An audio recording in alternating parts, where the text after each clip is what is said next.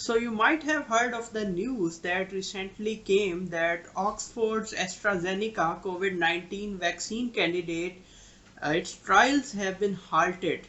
And the reason is that one of the participants of the trial, she developed an unexplained illness related with nervous system.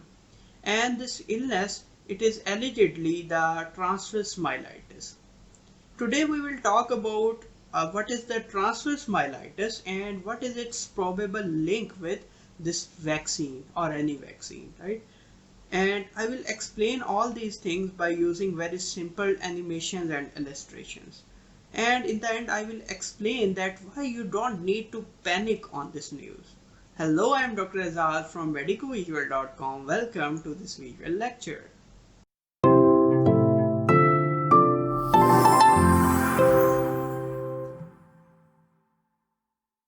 So, the master of our whole body, the highermost center, the controller of our body is the brain, and it is the center of our consciousness, right? Let's suppose I want to move this hand. So the order to move this muscle, the order to move these muscles, it will come from my brain, right?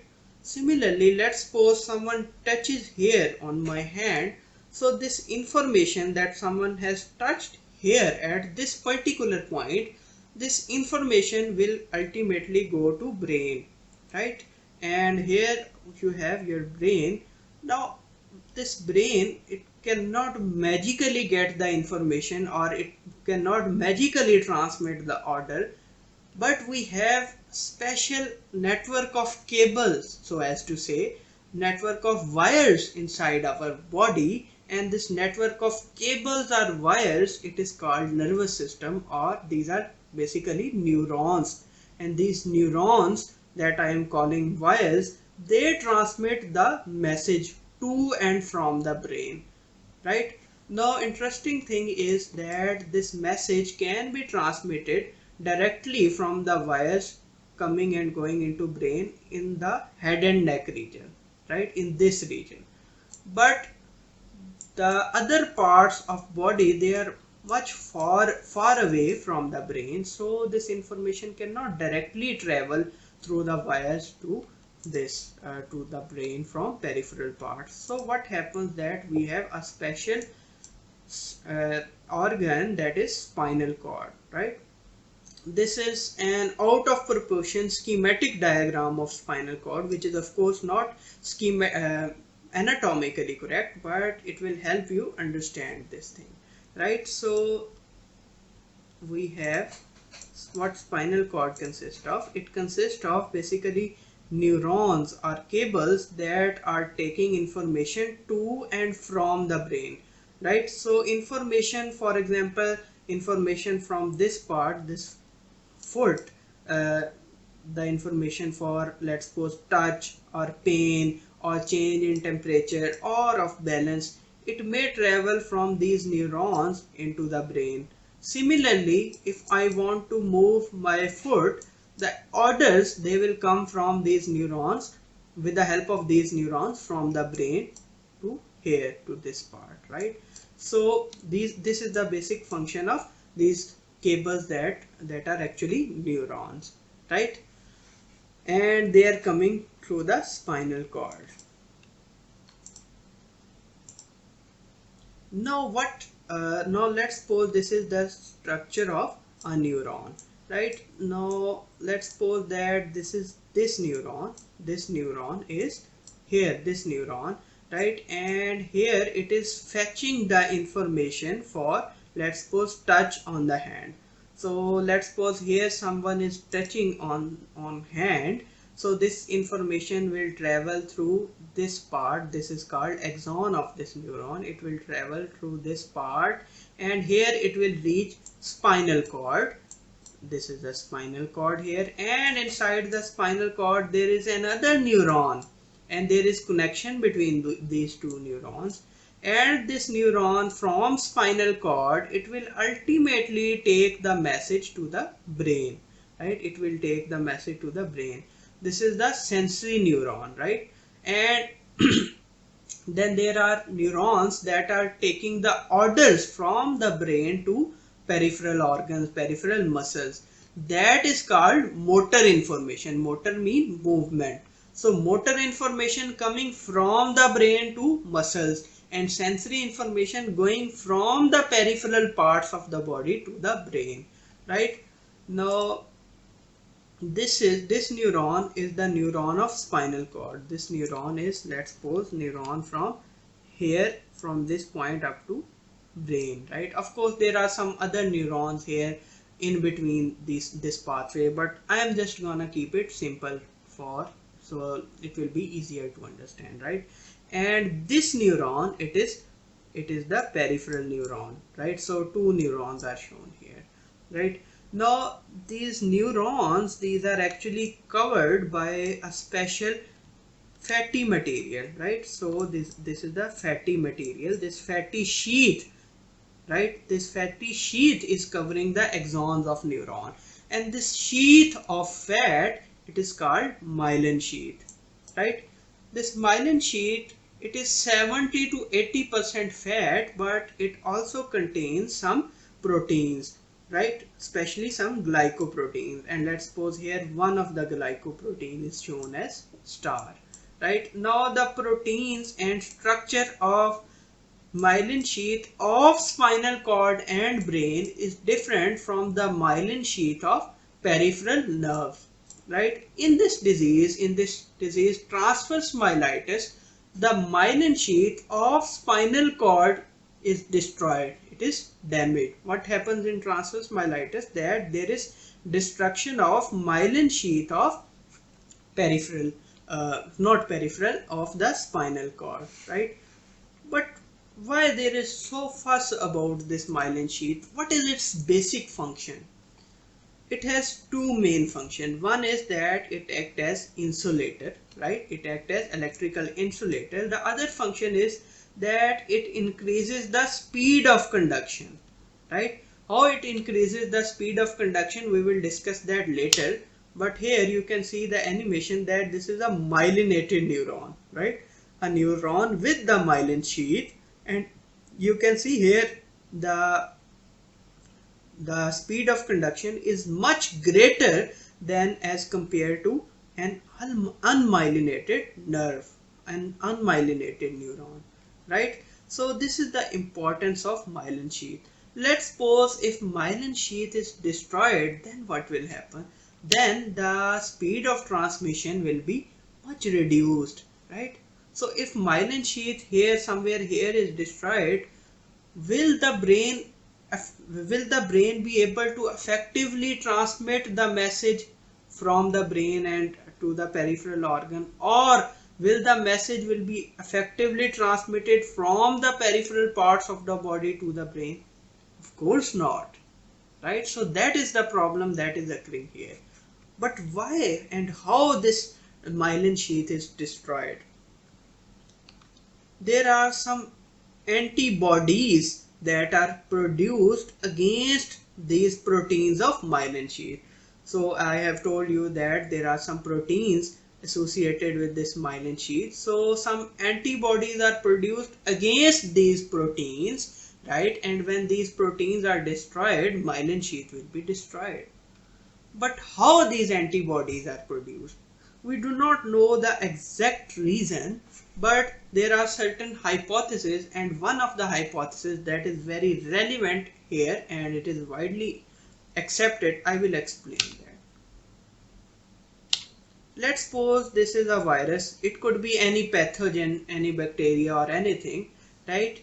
And let's suppose this person, it encounters this virus. It could be any virus, right? So this person encounters that virus, this virus enters into his or her body. Now this virus, it contains these star proteins, right? And these star proteins, they are similar to these proteins of myelin sheath, right? It is not exactly the same, but it is similar to that. Now body will of course attack this virus, and body will generate immune response against different components of this virus, against his eyes or these teeth. Of course that is just a representation. So of course it will also generate antibodies against this star protein, right? And ultimately this virus will be eliminated from the body, right? This virus will be eliminated from the body. But then something very dangerous happens. These antibodies, when they came across this myelin sheath, they think that these myelin sheath, because they are possessing this star, so they think that this myelin sheath is that virus, right? It mistakenly thinks that this myelin sheath is something dangerous. So it starts attacking this myelin sheath, right? This process is called molecular mimicry. That this molecule which was similar to this, it is actually mimicking this molecule, this body's own protein. It is mimicking the body's own protein, and because of this reason, this antibody that was originally produced against this virus, this antibody, it starts attacking body's own protein. And one of the protein that might be associated with this transverse myelitis is aquaporin 4. So this can be any virus or bacteria, right? Or even it may be some vaccine. For example, this Oxford AstraZeneca's vaccine, it is using adenovirus as a vector to transmit mRNA for spike protein, right? So some of the antigen or some of the protein of adenovirus, it may look like this protein of myelin sheath, right? So because of that reason, antibodies against this might be produced in this case, right? So this could be a reason for development of this. Now let's suppose what happens in transverse myelitis is that there is a horizontal band or transverse band of destruction of myelin sheath, right?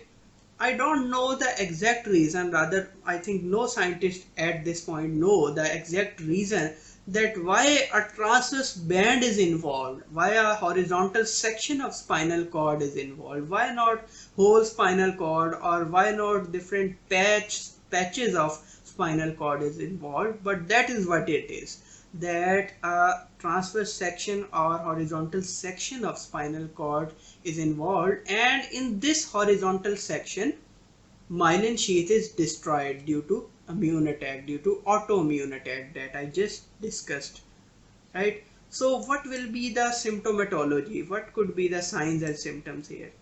That is very easy to understand. So you can see these neurons, they are ultimately going to brain. So here their connection is cut off at this point, partially or completely, right? They were carrying that, they were having a perfectly made myelin sheath, and here in between, on its way to brain, here their myelin sheath is destroyed, right? So of course, will they be able to effectively transmit the message to and from the brain? Of course not. So below this point, there will be two things. There will be sensory loss as well as motor loss, right? So what will happen in this patient? And that could be complete or partial, right? What will happen in this patient? That let's suppose here, if we touch this patient, he or she may not be able to feel that sensation. Or let's suppose if we try to prick here, he or she might not be able to feel the pain, and that may be absolute, that no pain or no sensation might be felt, or there may be decreased sensation depending upon the severity of loss of myelin sheath, right? So complete or partial loss of sensation might be there. The other thing that can be there is that there may be motor loss. Motor loss means that if this patient, he or she wants to move his legs, and these both legs, he or she might not be able to do it. Either he or she may feel weakness if there is partial damage, or there may be complete paralysis of muscles of below this point, legs and this torso region, right? That may be the symptomatology. Along with that, of course, there is the you know urinary bladder here, and of course behind that is the anal sphincters and all these things. Rectum is there, so urinary and bowel control might be lost in this case, right? So symptomatology, it depends upon that what part is affected, right? If this so let's suppose if this transverse section is damaged, then below this will be the symptomatology will be below this point, right? That these hands may also be paralyzed, right? So it may depends upon it depends upon the level of lesion, right? So usually the thoracic region is involved, right? Usually thoracic region is involved. And what about at the point of destruction or at the point of lesion? So at the point of lesion there will be swelling at this place, right? So because of swelling and immune attack, these neurons, they are initially irritated, right? These are initially irritated, so they may be taking information which is not existing. For example, here there may be a neuron that might be triggered or that might be irritated due to immune attack, which is taking the sensation of touch from this place, from this point, right? That may be irritated here. So patient might feel a tingling sensation at this point, right?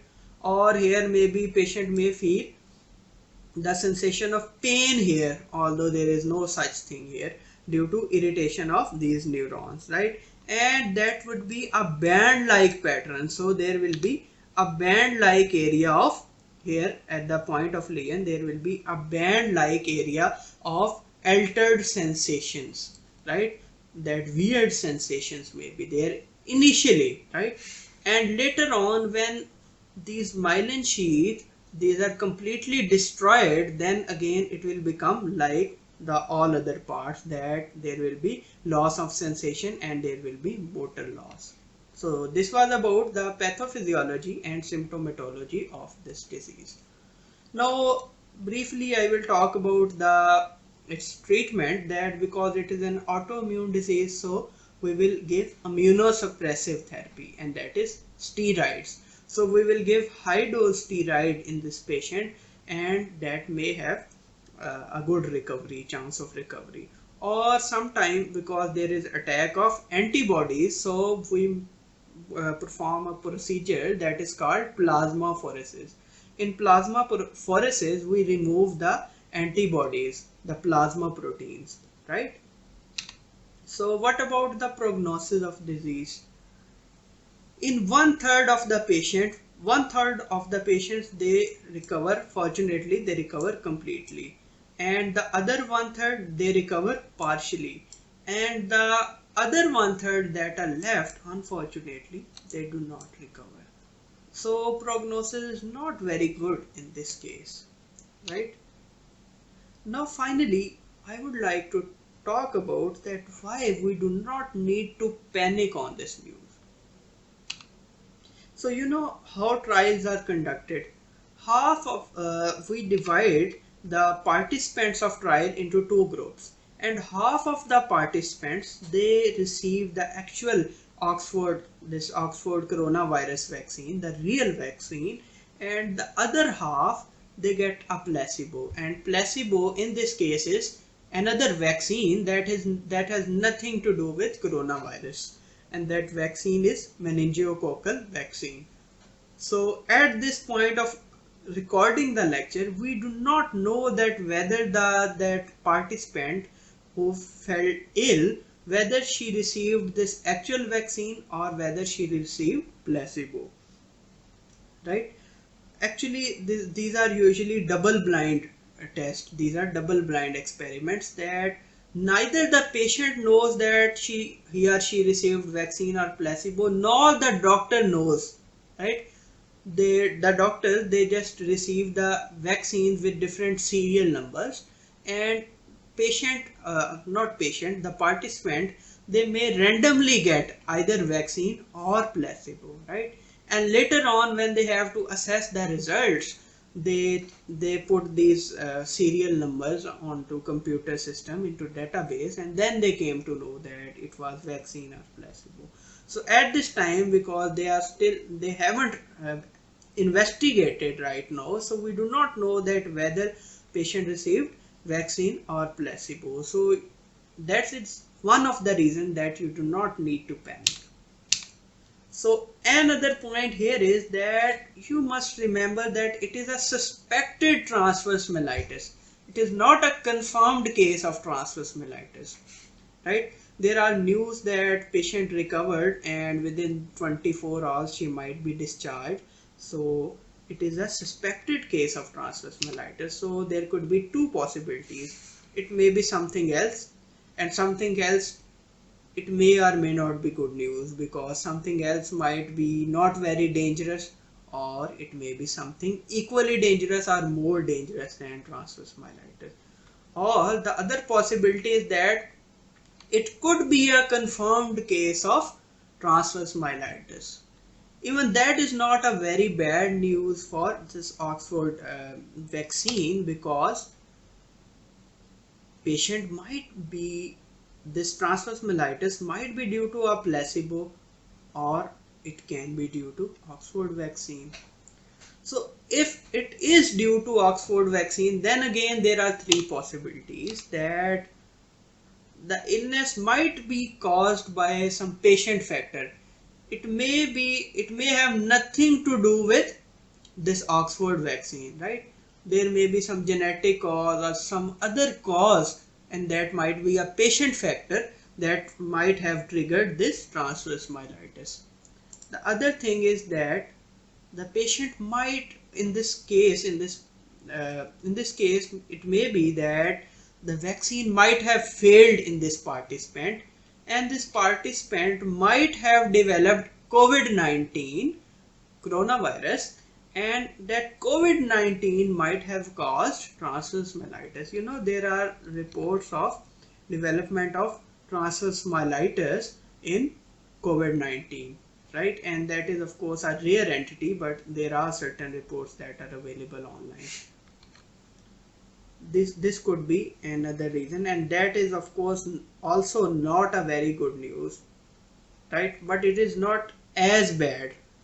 Why it is not as bad? Because at this time we do not know that how effective this vaccine is, right?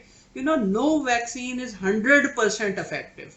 I mean, 100% of people that to whom the vaccine is given, not all of them will be immunized. Usually about 70 to 80% effectiveness is there. So it might be that this vaccine may not be very effective. So one of the patient in which the vaccine failed to immunize the patient, she might have developed transverse myelitis. Or the other dangerous situation can be that this vaccine might have directly caused transverse myelitis. In that case, this vaccine might be considered as a failure. But even that may not cause a panic among you people. Why? Because we have at least 9 vaccines right now that are in phase 3, last phase of testing. Hopefully at least one of the vaccine that may prove to be successful. And God forbid, even that does not happen. Even if that does not happen, then we have many other vaccines in different phases of clinical trials, right? So you do not need to panic on hearing this news, right? Thank you so much for watching this video. Please like, share and subscribe to my channel, and please give your precious comments regarding this video.